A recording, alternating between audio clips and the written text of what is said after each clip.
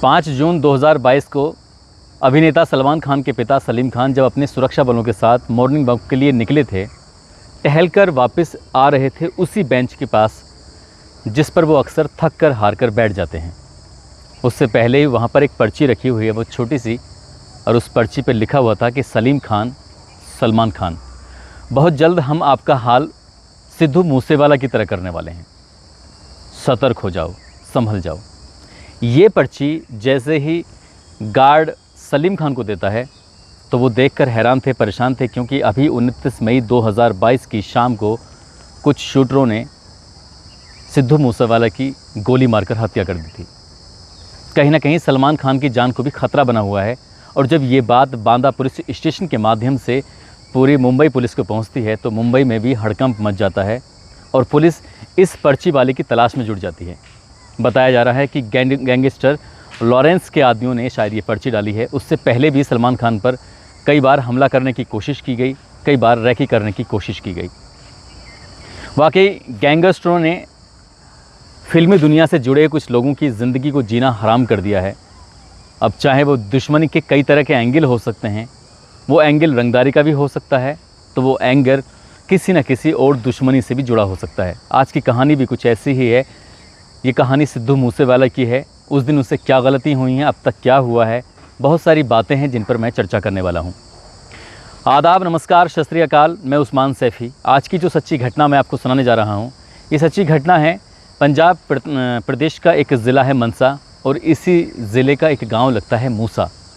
दरअसल इसी गांव का रहने वाला सिद्धू, जो कि पंजाबी बहुत बड़ा सिंगर रहा है, जिसके करोड़ों नहीं अरबों फ़ैन कहिए, एक वीडियो को 100 से ज़्यादा मिलियंस लोगों में देखते थे। पूरी दुनिया में वो आदमी बहुत ज़्यादा मशहूर था।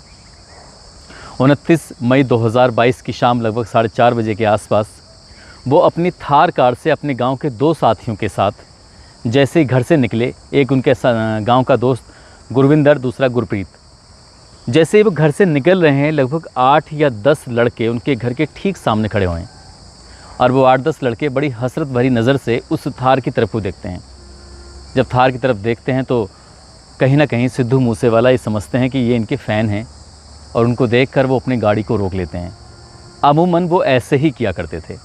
जब भी उनके फैंस उन्हें दिखाई दिए, वो रुके, उनके साथ सेल्फ़ी ली, और सेल्फ़ी लेने के बाद फिर वो अपनी मंजिल की तरफ निकलने लगते हैं। आज भी कुछ ऐसे ही हुआ था। 8-10 लड़कों के बीच में से एक लड़का वो लगातार सेल्फ़ी ले रहा है, और सेल्फ़ी लेने के बाद वहाँ से अलग हटकर फ़ोन पर वही बातें करता है। ऐसा ही एक सीसीटीवी जब सोशल मीडिया पर वायरल होता है, तब इस बात का लगभग 1 सप्ताह के बाद लोगों को पता चलता है कि उनके घर के सामने से जब निकलते हैं तो 8-10 लड़के सामने मौजूद थे। यहाँ से वो निकल कर जा रहे थे अपने 2 दोस्तों के साथ। बरनाला में उनकी मौसी रहती हैं, अपनी मौसी का हाल लेने के लिए। मौसी थोड़ी बुज़ुर्ग हैं, मौसी को बेइंतहा प्यार जो करते हैं, मौसी का हाल चाल जानने के लिए। और जैसे ही उनकी गाड़ी जवाहर के गांव की तरफ पहुंचती है, क्योंकि जो इनका गांव मूसा है वहां से बरनाला लगभग 14 किलोमीटर के आसपास है। अभी इनकी गाड़ी 8 किलोमीटर या 9 किलोमीटर के आसपास जवाहर के में गई थी कि अचानक से एक कोरोला कार आती है, और कोरोला कार इनको ओवरटेक करने की कोशिश करती है। तो ये आपस में बैठे हुए बातचीत कर रहे हैं। गुरप्रीत और इनके जो साथी है दूसरा, इनके साथ बैठ के बातचीत कर रहे थे, गुरप्रीत और गुरविंदर, और साथी सिद्धू मूसेवाला। सिद्धू मूसेवाला कहता है कि मेरे फैंस हैं और मेरे साथ सेल्फी वेल्फी लेने के लिए आ रहे हैं। तो जब ये बातें वो आपस में कर रहे थे, अचानक ही वो कार कोरोला बहुत तेज़ी के साथ आगे बढ़ती है और आगे चल के ओवरटेक करती है, और पीछे से एक और बुलेरो कार आती है, और वो पीछे से उसको एक गोली मारने की कोशिश करती है। गोली एक नहीं, फिर उसके बाद लगातार गोलियां चलती हैं, और ऐसे हथियार जो रूसी हथियार बताए जा रहे हैं, जिनसे 1 मिनट में सैकड़ों गोलियां निकल सकती हैं, और उन्हें टारगेट बनाकर जिस तरह से गोलियां चलाईं, एक के बाद एक 30 गोलियां चलाते हैं। 30 में से 24 गोलियां सिद्धू मूसेवाला को लगती हैं, और एक गोली उनके शरीर के अंदर रुक जाती है, बाकी की सब गोलियां पार हो जाती हैं। उनके दोस्त भी बैठे हुए थे। दोस्त मामूली रूप से घायल हो जाते हैं, उनको उपचार के लिए अस्पताल में भर्ती कराया जाता है। और जब लगातार खबर अखबार में छपनी शुरू होती हैं, तब जाकर जब ये बात सोशल मीडिया के माध्यम से जब लोग पुलिस को फ़ोन करते हैं, पंजाब पुलिस को, कि इस तरह से पंजाबी सिंगर सिद्धू मूसेवाला पर हमला हुआ है, उनकी हत्या कर दी गई है, तो जाहिर सी बात है हड़कंप मचना तय था। अब फिर पुलिस अपने मामले में अपने स्तर पर इस पूरे प्रकरण की जांच पड़ताल में जुट जाती है। और जब जांच पड़ताल सामने आती है तो वाकई कुछ चौंकाने वाली बातें सामने आती हैं, जिनको देखकर, जिनको सुनने के बाद वाकई हैरानी भी होती है। हैरानी कुछ इस तरह से, जब सिद्धू मूसेवाला अपनी मौसी के यहाँ जाने के लिए अचानक ही तैयार होते हैं और वो अपनी पहली मंजिल से उतर के जब नीचे आ रहे थे तो उनका टारगेट था कि वो अपनी पेजारो कार से जाएं।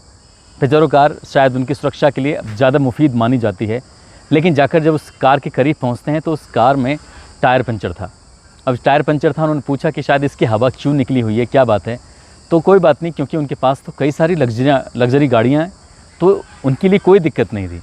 और वो आगे बढ़ते हैं, उनके पास एक बुलेट प्रूफ फॉर्च्यूनर कार भी है। उस कार को उसके पास जाते हैं और बार बार एक ही आवाज़ लगाते हैं कि भाई इस कार की चाबी कहाँ है। पूरे घर में आवाज़ लगाते लगाते लेकिन वो चाबी उनको नहीं मिलती है। तब उनके पास एक अभी हाल ही में थार निकाली थी, महिंद्रा की थार कार, जो बहुत ज़्यादा मशहूर हो चुकी है। बड़े सारे लोगों के उसके रिव्यू भी आते हैं। उसी थार को लेकर चलो कोई बात नहीं, मौसी से तो मिलने जाना है। बड़े खुश मिजाज हालत में थे और अपने दोनों दोस्तों से कहते हैं, उन्हें बुलाते हैं कि क्या मौसी के यहाँ चलना है। बस यूँ गए और यूँ आए। शाम 4:30 बजे के आसपास का वाक़या है।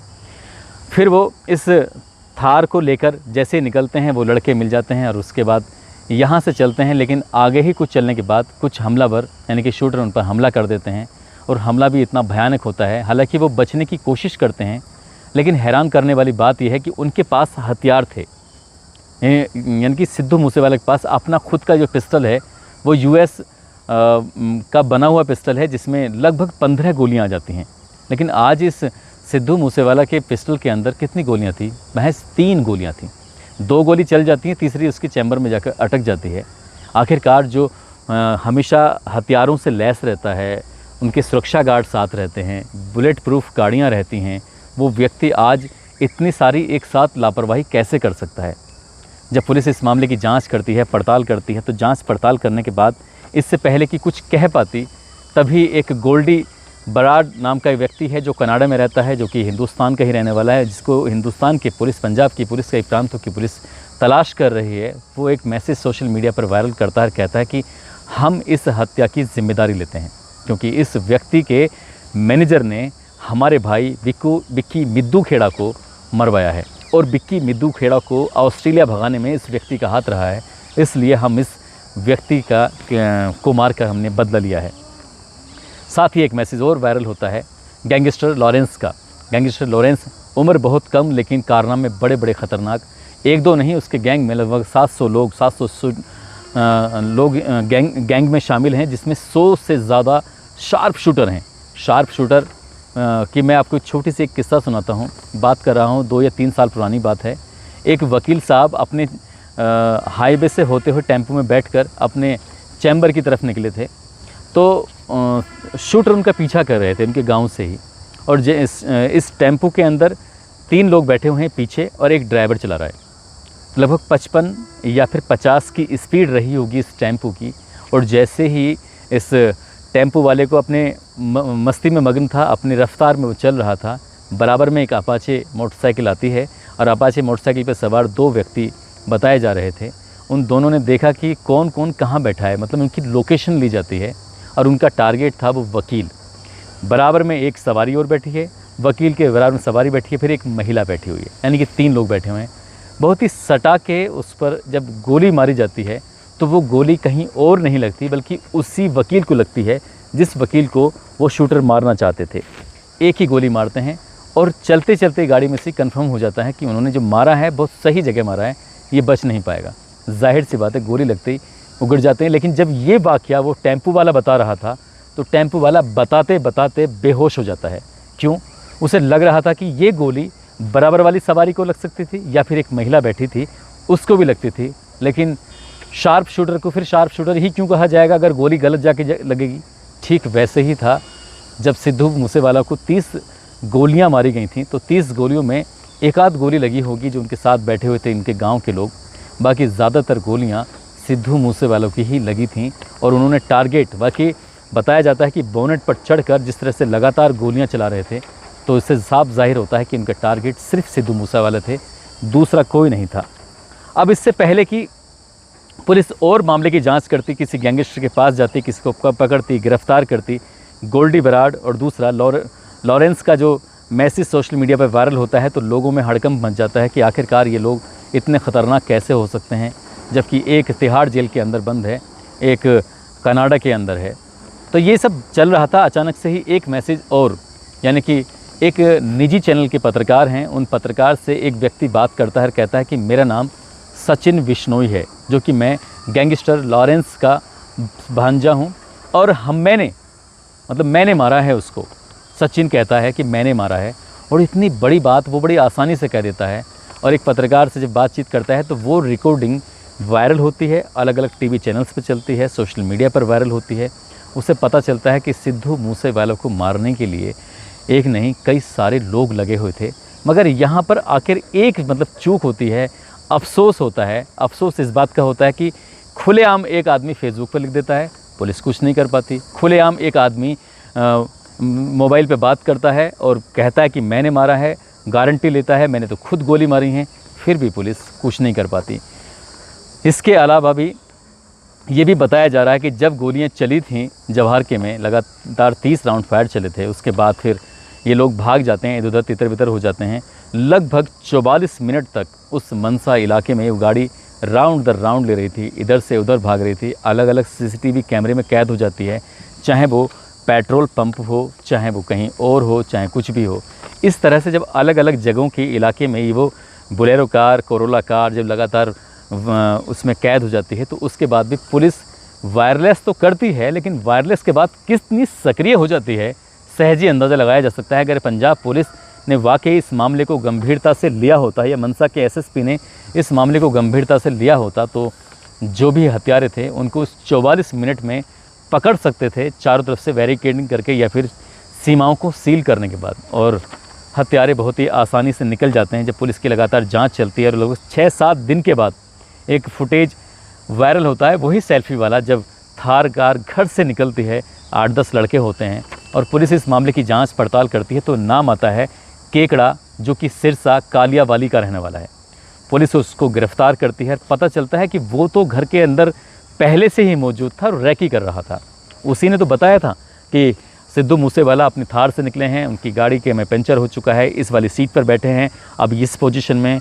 एक एक बात वो वहाँ से अलग खड़ा होकर फ़ोन करता है, जो फ़ोन उसका सीसीटीवी में कैद हो जाता है बातचीत करता हुआ।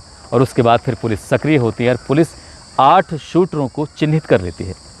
उन 8 शूटरों की अगर मैं बात करूं, एक राजस्थान का सीकर इलाका है, वहां का रहने वाला सुभाष मानुडा, और पुणे महाराष्ट्र के रहने वाले संतोष जाधव, सौरभ महाकाल, एक मनजीत सिंह हैं प्रियव्रत फौजी, और 6 नंबर पर हरकमल सिंह रानू भटिंडा पंजाब के रहने वाले हैं, और पंजाब तरन तारण के रहने वाले जगरूप सिंह और मनप्रीत सिंह उर्फ मन्नू। इनमें से अभी तक पुलिस ने मनप्रीत सिंह उर्फ मन्नू को तो गिरफ्तार कर लिया है।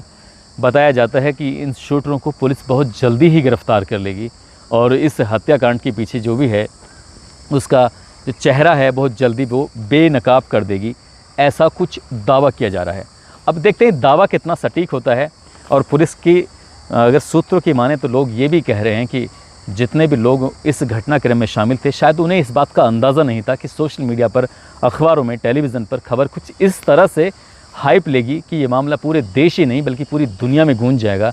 और ये गैंगस्टरों की जिस तरह से हालत पतली हो रही है, ये साफ अंदाज़ा लगाया जा रहा है कि इसमें कई लोगों का एनकाउंटर होना तय है। अब पुलिस क्या करती है तो खैर भविष्य के गर्भ में छिपा है, लेकिन जब पुलिस लगातार मामले की जाँच करती है, उधर गैंगस्टर लॉरेंस का नाम जब सामने आता है, पुलिस जब उसको रोहिणी की पुलिस यानी कि दिल्ली की स्पेशल सेल पुलिस जब उसे अपने कब्ज़े में लेती है, उससे बातचीत करती है, तो कहता है कि साहब मैंने ये नहीं किया, जबकि उससे पहले ये बताया जाता है कि वो जेल के अंदर रहकर, यानी कि तिहाड़ जैसे हाई सिक्योरिटी वाली जेल के अंदर रहकर, जहाँ पर जैमर लगे हैं, वो मोबाइल यूज करता है, वहाँ बाहर रह के बहुत सारे लोगों के अपने गैंग चलाता है। लेकिन ये सब कुछ करने के बाद भी फिर भी पुलिस बौनी सी साबित होती है और वो कहता है कि साहब ये काम मैंने नहीं किया, ये काम हो सकता है कि मेरे गैंग के कुछ लोगों ने किया होगा, हो सकता है कि मेरे छोटे भाई यानी कि गोल्डी बराड़ ने किया होगा, यानी कि सिद्धू ने बिक्की मुंदाखेड़ा जो है उसकी हत्या का बदला लेने के लिए। इसी बीच में पुलिस एक शाहरुख नाम के लड़के से भी पूछताछ करती है। शाहरुख कोई और नहीं बल्कि इसको 25 अप्रैल 2022 को दिल्ली की जो स्पेशल सेल है उसने गिरफ़्तार किया था। उसने भी स्वीकार किया था कि एक हमने सिद्धू मूसा वाले को मारने के लिए हमने एक 3-4 लाख रुपए के आसपास की एक राइफ़ल ख़रीदी थी, लेकिन वो राइफ़ल इससे पहले कि शाहरुख के पास पहुंचती, लेकिन शाहरुख से पहले ही जो जिस लड़के यानी कि दिनेश के पास जो थी, तो दिनेश पकड़ा जाता है पुलिस के, और वो उसको पुलिस पकड़ लेती है और वहाँ से पता चलता है कि इसको मारने के लिए ये कोई पहली बार की साजिश नहीं थी, बल्कि काफ़ी लंबे समय से प्लानिंग की जा रही थी। साथ ही एक और नाम आता है जब पुलिस जांच करती है, संपत नेहरा का, जो कि सलमान खान की रैकी कर रहा था और सलमान खान को मारना चाहता था, और सलमान खान को मारने की सुपारी किसी और ने नहीं बल्कि गैंगस्टर लॉरेंस ने दी थी। अब देखने वाली बात यह है कि पुलिस इसमें कितनी जल्दी जो हत्या या हत्या करने वाले कातिल लोग हैं, इनसे कितनी जल्दी कब तक पर्दा हटाएगी, हट भी पाएगा या नहीं हट पाएगा, या ये भी जांच अन्य जांचों की तरह कहीं ना कहीं ठंडे बस्ते में पहुंच जाएगी।